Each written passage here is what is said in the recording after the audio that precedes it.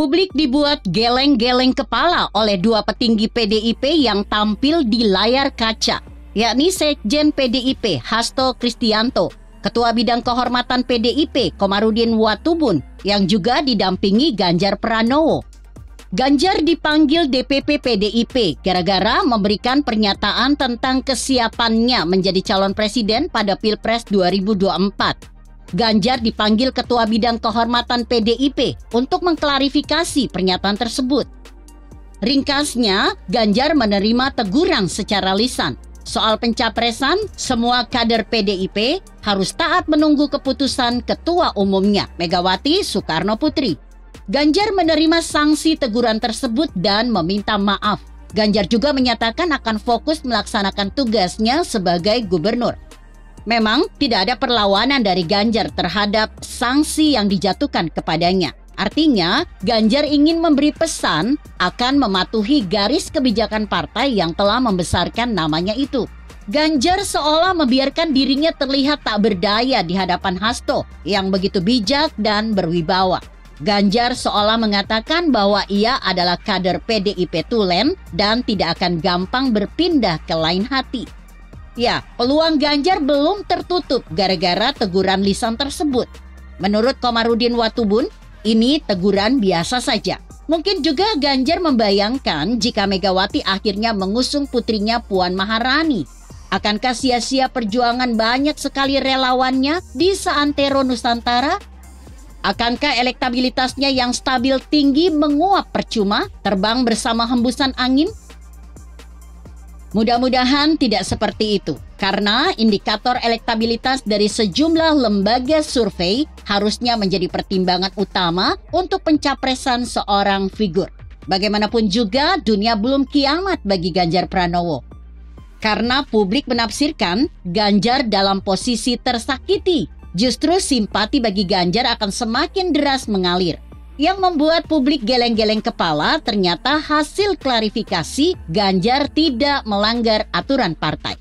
Coba simak statement Dewan Kehormatan Komarudin Watubun dan Sekjen Hasto Kristianto yang disebut Ganjar tidak melanggar aturan organisasi.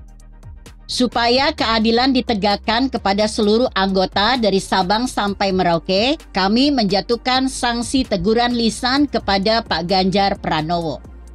Meski Ganjar tidak salah, kemudian seolah dicari kesalahan-kesalahan lain, akhirnya ketemulah bahwa pernyataan Ganjar yang menyatakan siap nyapres itu dianggap menimbulkan multitafsir di publik.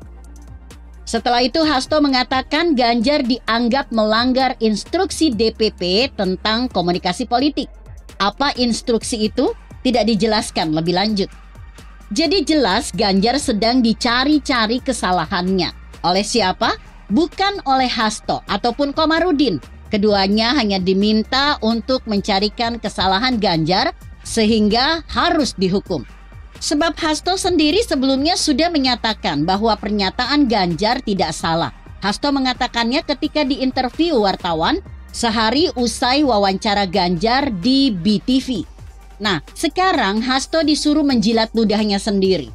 Ia harus memvonis Ganjar bersalah. Lah, kalau salah kan harus dihukum. Tapi, apa hukuman untuk orang yang mengatakan siap mengabdi untuk bangsa dan negara?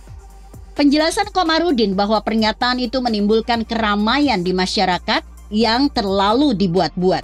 Pernyataan itu sebenarnya satu tafsir saja. Yang membuat ramai adalah asumsi dan spekulasi pengamat politik. Statement mereka lah yang membuat masyarakat jadi tersedot perhatiannya, kemudian ramai memperbincangkan. Sampai di sini sebenarnya baik Hasto dan Komarudin sudah menyadari. Namun ya, lagi-lagi ada perintah mempersalahkan Ganjar, sehingga mau tidak mau, pokoknya Ganjar harus salah.